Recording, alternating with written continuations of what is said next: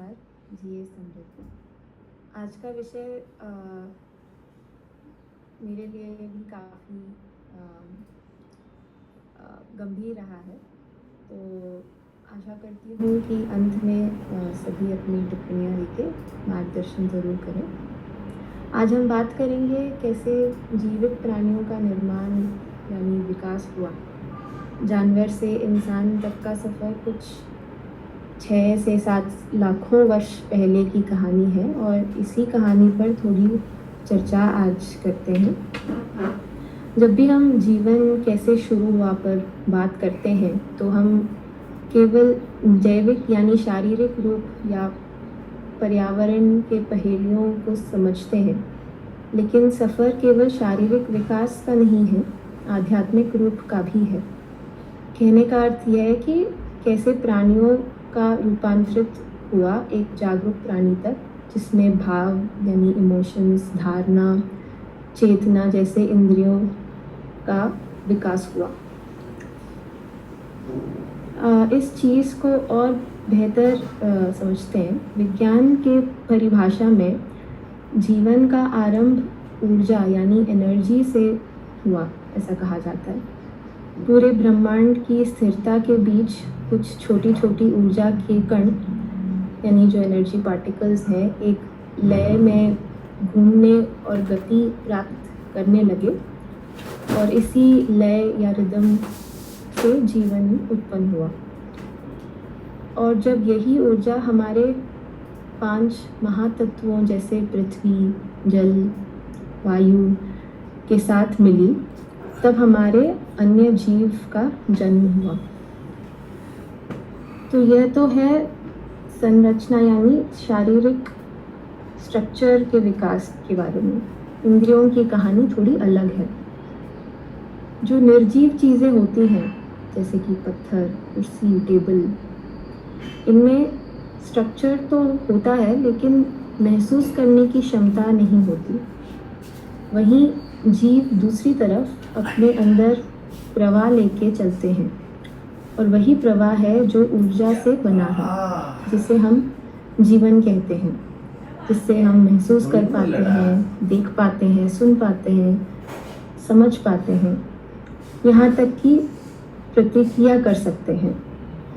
और इन्हीं सब इंद्रियों की शक्तियों से हमारे अंदर की धारा हमें जीवित बनाती है। पर यह जो धारा है, यह एक छोटे से कण यानी एनर्जी पार्टिकल से विकसित होके एक बड़े जीव जैसे इंसान में बनती है।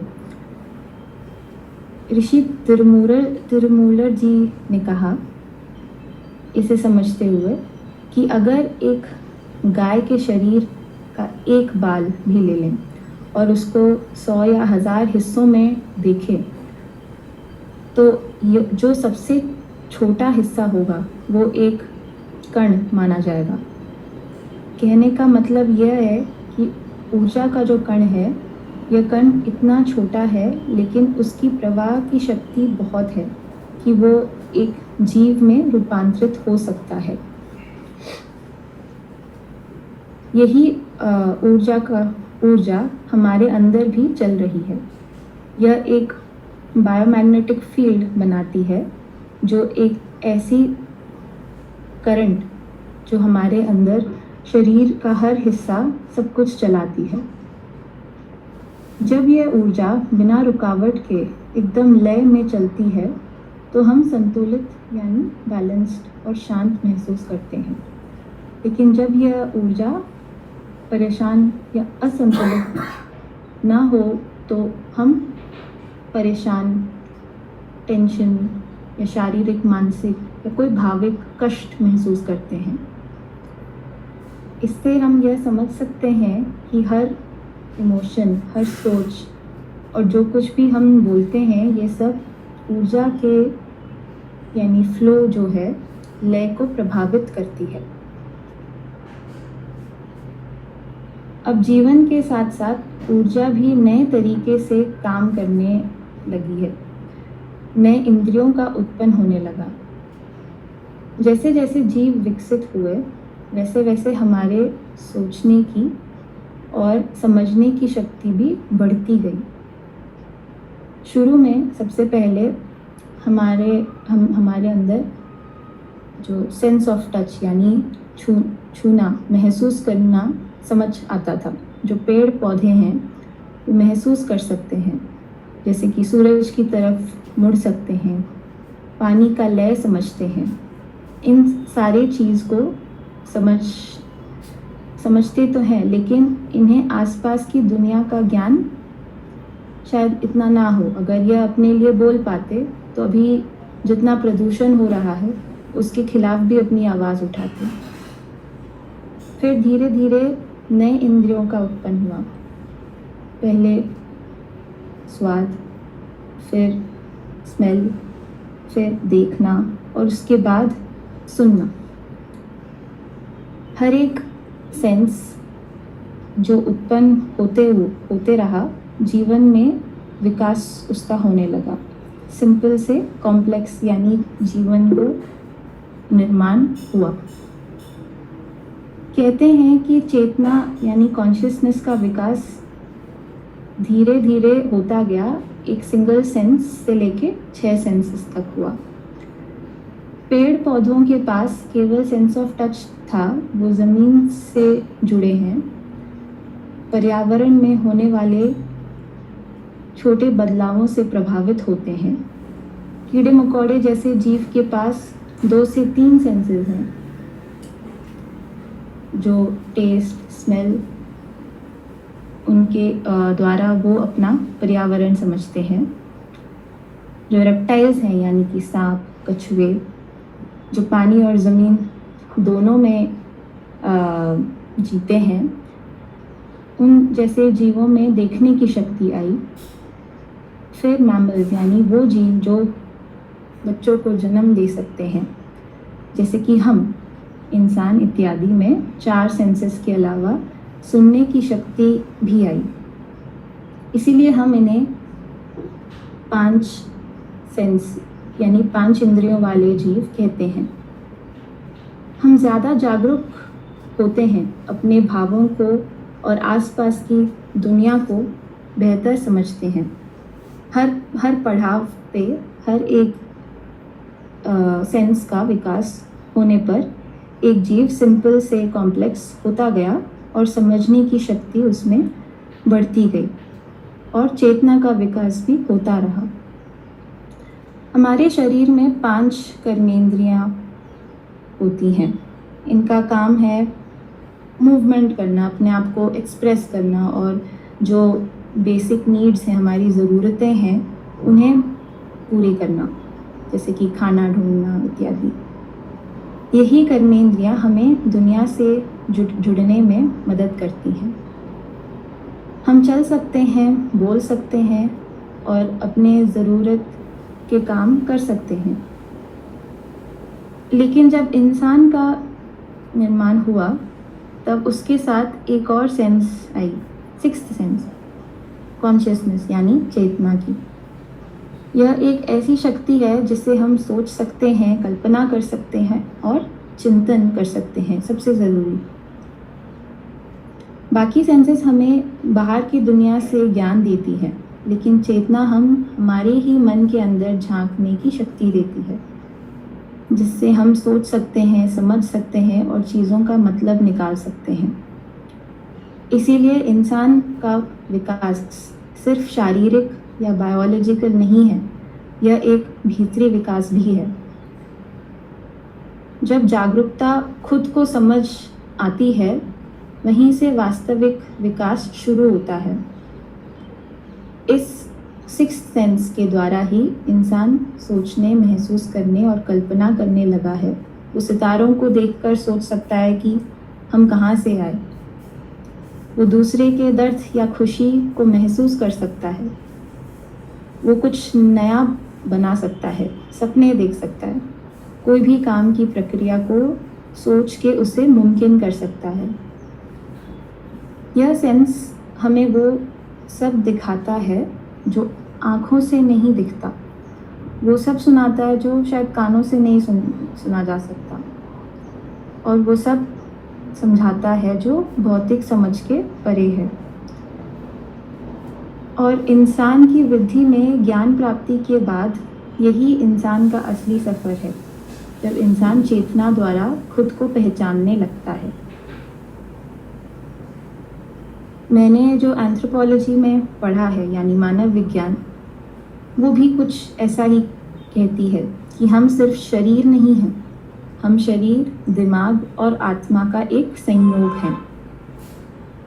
शरीर हमें रूप देती है यानी कि स्ट्रक्चर, दिमाग हमें रस्ता और व्यावहारिक बुद्धि देता है, और आत्मा यानी सोल हमें जीवन का अर्थ और चेतना देती है।